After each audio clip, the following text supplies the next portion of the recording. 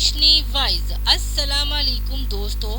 औरत के लिए अपने खावंद के उसके नाम से पुकारने में कोई हरज नहीं, क्योंकि इसकी ममानत पर कोई दलील नहीं पाई जाती। लेकिन मसले में लोगों की आदत और अरफ मुतब्बर है।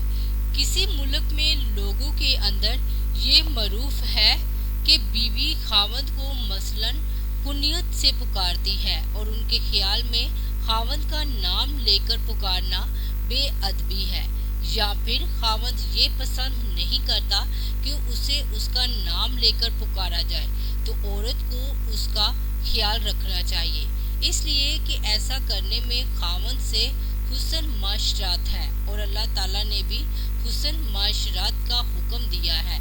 तो ये हुस्न माशरात नहीं कि उसे इस नाम से मुखातिब किया जाए जिसे वो नापसंद करता हो या फिर जिसे लोग नुक्स शुमार करते हों। खावंद और बीवी के लिए ज़रूरी है कि वो एक दूसरे को उस नाम से पुकारे जो उसके नज़दीक सबसे महबूब और प्यारा हो, इसलिए कि इसमें इन दोनों के माबैन मोहब्बत व उल्फत व मुवादत पैदा होगी और इसमें ज़ियादती भी होगी।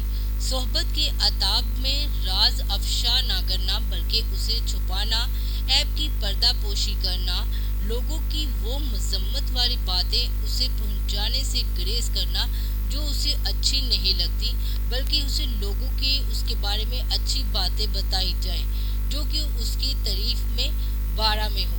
बातचीत में अच्छा रवैया इख्तियार करना और उसकी बात को सुनना, हकूक में उसका शुक्रिया अदा करना, उसकी गैर मौजूदगी में उसके खिलाफ बातों को नफ करना और उसकी दफा करना और ज़रूरत के वक्त बगैर तलब किए उसका साथ देना, उसे नरमी और तरस के साथ वाइस व नसीहत करना अगर उसे उसकी ज़रूरत हो, तो उसकी गलती और कोताही से सिर्फ नज़र करना, उस पर ऐब जोई ना करना, उसकी ज़िंदगी और मौत के बाद भी हलूवत में उसके लिए दवा करना और उसकी खुशी के वक्त फरहत का इजहार करना, और अगर उसे कोई नुकसान हो तो इसमें गम का इजहार करना।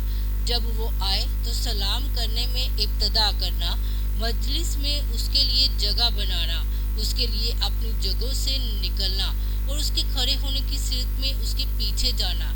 जब वो कलाम कर रहा हो तो खामोशी इख्तियार करना। अजमली तौर पर यह है कि उसके साथ इस तरह मामला करना जिसको वो पसंद करता हो।